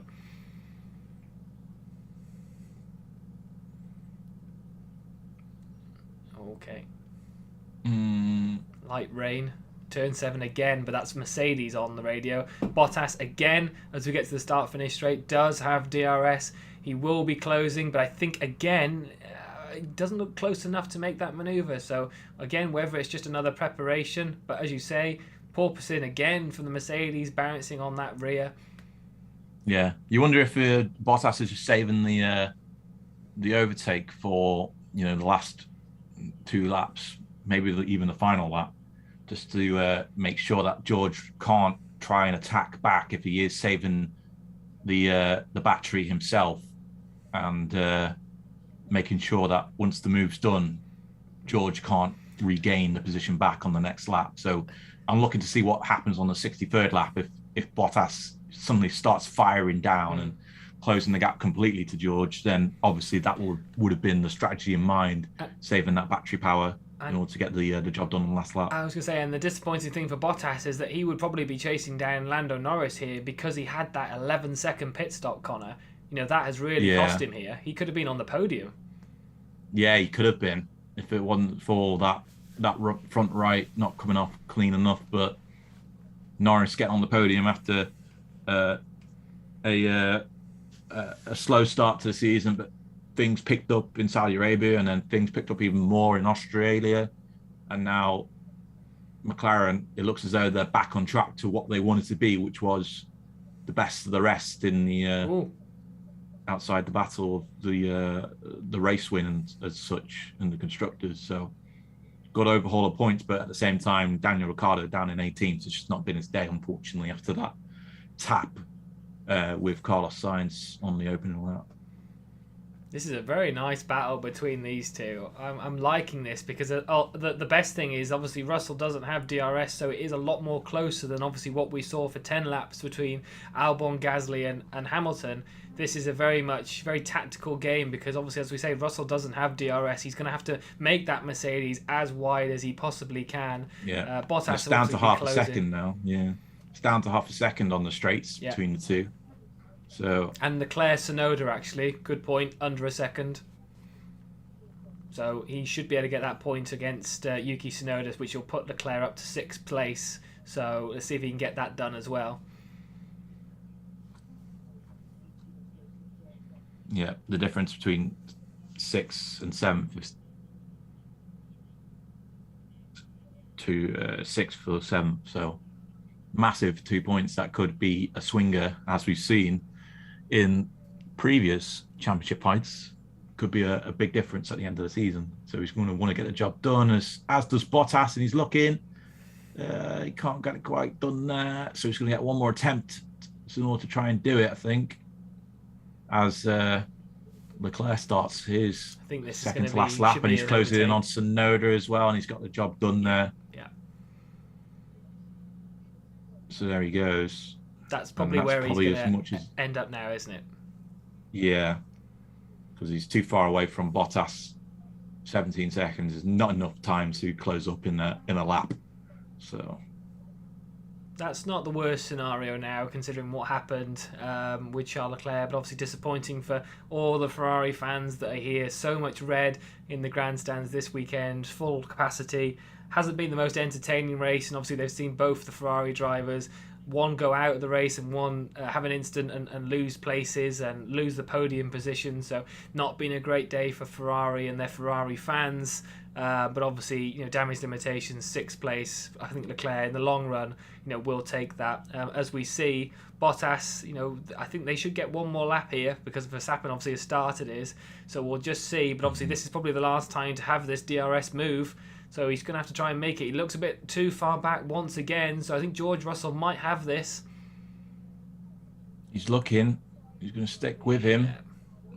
But George has just stayed ahead. Good car placement from George to stay ahead because Bottas was closing up on him. But Bottas will be pushing now with that battery power as Max comes through sector 3 and he's going to get the race win. Very comfortable. Haven't really seen much of Max Verstappen, have we? No. If he doesn't retire, he finishes in first, and he's got the job done. First place for Max Verstappen. Yeah, so that is Max Verstappen taking the lead. Good reliability from Red Bull, who we've had reliability woes for the first few races so far in the 2022 season. As we see Sergio Perez crossing the line as well. So it is a 1-2 for the Red Bull team. And Max Verstappen takes the fastest lap of the race. So that is perfect. Is that the first 1-2 for Red Bull since Perez joined? That's a good question. Just going to have a quick look. As we see Lando Norris cross the line. Very good result once again for them as well, for McLaren, who again had a few issues, as Conor mentioned, for the first couple of races this year. So George Russell takes 4th as well. Bottas 5th. It is the first 1-2 for Red Bull since Perez joined. Wow. So a long time since Red Bull's had a 1-2. Yeah. So. But obviously applause from Valtteri Bottas, gave it everything as well. Great result from Alfa Romeo and good result from George Russell to keep that position of 4th as well. We'll just wait until everybody crosses the line. I think the only ones not to is Vettel and Magnussen at the moment, but I think they're just about to do so. Yeah, points haul for Aston Martin, first points of the season. Great podium for Norris in the end. Damage limitation for Leclerc after that spin. But I think more crucially for the title fight, Max Verstappen's got his 2nd win of the season and has managed to gain a big points haul over the weekend to close up that gap to Charles Leclerc and try and restart this title fight after retiring in 2 of the first 3 races of the season. So massive points haul for Verstappen this weekend. Mm-hmm. I think it's so it'd be an extra 26 points, so he's up to 59 I think now.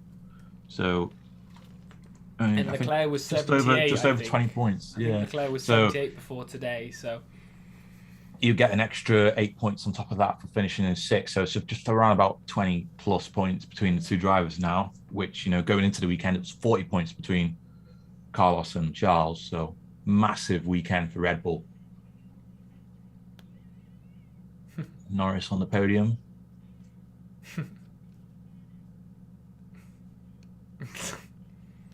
That's quite funny from Lando Norris. But great result from McLaren. Obviously disappointing for Daniel Ricciardo with that incident with Carlos Sainz at the beginning and couldn't really make much progress. Finished at the back of the grid, changed tyres, was in the pits 3 times, finished on the hard compound tyre, and didn't really get anywhere from there. So I'll just go through the order. Max Verstappen, as we say, does take victory in this race. Pretty comfortable from him. Wasn't really much happening for him in the race. Sergio Perez finishes 2nd, but was about 16.5 seconds away from his teammates. So as much as it's a 1-2 for Red Bull, I think Perez has sort of got to look at it and go, I might need to make some improvement against Max Verstappen here. Lando Norris finishes in 3rd. Great result from him, and that is that you're in the right place at the right time. And obviously we saw that issue from Charles Leclerc. Gives Norris the podium really. Another one who was in the right place was George Russell. Great opening lap from him as well. He finishes in 4th place. Valtteri Bottas gave it everything to try and overtake him. He finishes in 5th. Great result for Alfa Romeo as well. Charles Leclerc, after that incident, damage limitation, finishes in 6th position. I think overall he will probably take that in the end. Yuki Tsunoda is in 7th. Good overtaking for him. First overtaking in probably about 15 laps to keep us entertained as well. So thank you, Yuki, for that during the middle of the race.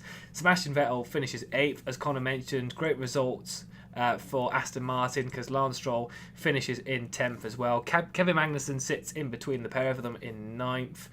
Esteban Ocon 11th, just outside of the points. Alex Albon is 12th. Pierre Gasly 13th, stays ahead of Lewis Hamilton. Lewis Hamilton has had a terrible weekend, stuck behind Pierre Gasly. Gasly himself stuck behind Alex Albon as well. And them three will really not be happy that they spent the whole race behind one another. Zhou Guanyu finishes in 15th. Nicholas Latifi 16th. Mick Schumacher, who went off the grass and span round, he finishes in 17th. And as we say, Daniel Ricciardo, with the more pit stops than everyone else, finishes in 18th position. And of course, we lost Fernando Alonso and Carlos Sainz at the beginning of the race. But Conor, I mean, not the most exciting of races, I would say. With the pairing that me and you have been on, I think this might have been one of the worst. Would you agree? I think it's been quite a weird one to do. I mean, it won't beat Belgium. Nothing can beat Belgium. I've erased Belgium from my mind, to be fair, because that wasn't even a race. That was just a chat watching nothing happening. But yeah, I would agree that one was worse, actually.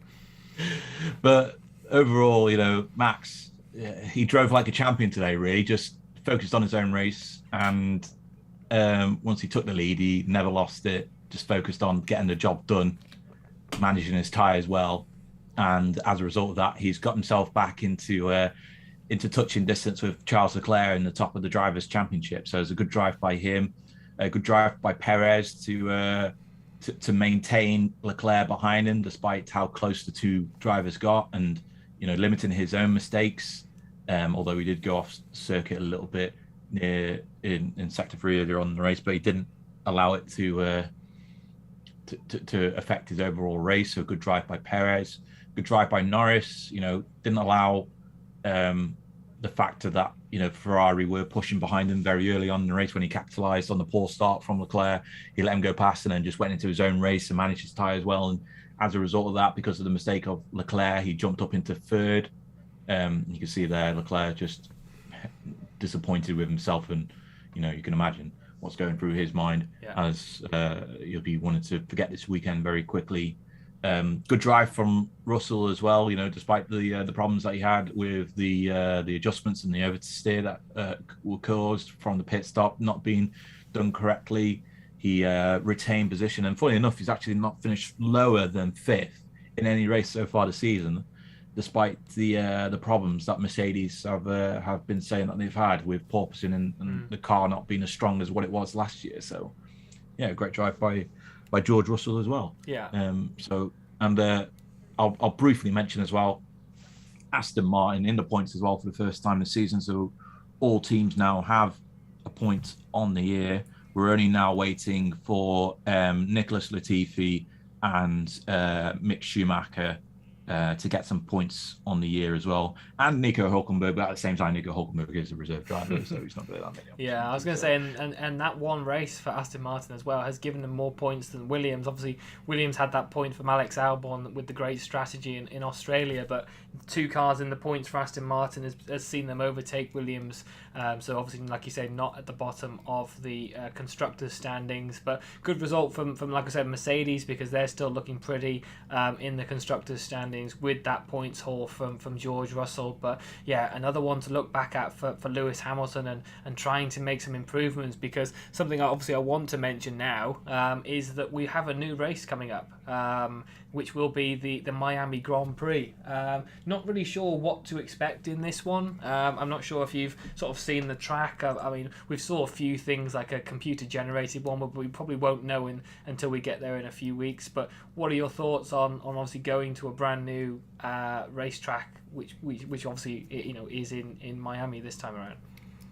Yeah, it's going to be exciting to see how it unfolds. very much looks as though it's probably going to play out like a bit of a street circuit more than anything else. But hopefully it's more of a street circuit like Baku or Azerbaijan, in the way that, you know, there are overtaking opportunities and it's not just going to be a qualifying weekend. Yeah. I've not really seen how the layout of the track is going to look, so I can't really talk more about that. And actually, for once in a while, we've actually got our drivers in a cool down room, which is interesting to see. Yeah, that's interesting. We haven't seen one of them, as you say, for a while now. So yeah, that's strange. Normally they go straight onto the podium. But yeah, I think I'm hoping, like you say, it's either going to be a Baku circuit or Jeddah in Saudi Arabia in terms of the overtaking possibilities. It does look like a fast circuit, and I think hopefully there are at least 2 to 3 DRS zones. So I am expecting that there will be more overtaking than we've seen today. I think, sadly, as much as this is a very historic circuit, I think after today, the F1 team, in terms of Stefano and maybe Ross Brawn, might have to look at it and go, is this a circuit that can suit these Formula One cars going forward? In my personal opinion, I don't think so. That could cause some comments or debates, but I just don't. I don't know. There's just something about this circuit that I just don't think fits this style of Formula One. So, it's been great for these last couple of years in terms of helping out in the pandemic and giving us more racing, but I think now we haven't really seen much. And even the sprint race yesterday, there was the odd overtake, but wasn't too much. So I think it's something to think about. I don't know after the race is finished now, Conor, whether you have a say on it or think that maybe it needs looking at for sure. If we're going to keep these 23 races or keep extending the number of races we do, maybe we look at something else. Turkey, for example, was an interesting race a few years ago that they don't do. A German Grand Prix we haven't had one since, is it 2019 or 2018? I think it was 2018. Yeah, so again, there's another circuit that we could throw up. Obviously, we're doing more in the Americas now, but I don't know. I'm not sure about this circuit going forward for F1. Yeah, you could question as well, did they leave it too long before turning on the DRS and as a result of that, the order pretty much set itself out with the more powerful cars getting ahead, and as a result of that, drivers like Norris, who are in effectively, not top tier cars, but that second tier down, they had enough clean air to retain their position, and that played into effect. So yeah, I think they'll look back on this race and they'll have a good hard think about if it is one of those races where it is going to provide enough competition to be enjoyable, or if it's just going to be one of those where once qualifying done and once the opening lap's set, then that's it. Yeah. Because that's what it felt like a little bit. We did see some overtakes. Sonoda, of course, getting the overtaking done. But I think if it wasn't for the rain at the beginning, where obviously everyone had to come in for pit stops, there probably wouldn't have been much change to the sprint order that we saw yesterday. That's sort of my opinion. Like I said, if it was dry, we might have had DRS a lot quicker. That might have affected the racing, as we say. I think maybe it is something that they need to look at as we see the drivers coming up onto the podium. Lando Norris looks like he had a little bit of a trip there as he goes on there, but he won't care. He's in third place. Good podium for, as we say, for McLaren. And then, like you said, Conor, this is the first time that both Perez and Verstappen have had a 1-2 together. This must boost their confidence going into the race in Miami, because, as you say, they have had reliability issues this year. It has been a bit more difficult. So, good result, really, in general for both Red Bull drivers. Yeah, and I think they're coming out together as well, which is quite nice. I thought Perez had disappeared. No, Max told him to wait and come out with him, I think. So, yeah. Red Bull celebrating the 1-2 for the first time in a long time. I'm not too sure when, but yeah, good result for Red Bull. They're back in the constructors fight, and Max is back in the drivers' championship as well. Good weekend as they show the Red Bull staff there as the Dutch national anthem. And just trying to get my brain working. Would it have been Ricciardo Verstappen? That's what I'm thinking. I don't have any memory of. Well, it won't be Gasly. It won't be Gasly. No. I don't think Albon might have got a third place. Yeah, I don't think Albon ever finished in second. I don't think. No. Yeah. At least not with Verstappen winning. So yeah, this might be the first time since Ricciardo was at the team. But yeah, as we say, I just need to have a look actually because I'm not sure when the Miami Grand Prix is. It's the 6th It's to the the 8th 8th. of May. It's 2 weeks. 2 weeks to go. Yeah. Okay, so that'll be it then. I thought it might be a back-to-back one. So we've got the Miami Grand Prix, and then after that we do have Spain. So it's a bit weird because obviously they're saying we're coming to the European season, but obviously now there's a Miami race in between the two. But obviously after that it is the Spanish Grand Prix in Barcelona. But that sort of wraps up our coverage here of the Emilia Romagna Grand Prix. Not being the most exciting, but has been a dominant display by Max Verstappen and Red Bull, who, as we've said, have sort of come back and clawed some points back after their reliability woes, especially what we saw in Bahrain and a few issues at the beginning of the season. They have come back. First 1-2 between Max Verstappen and Sergio Perez.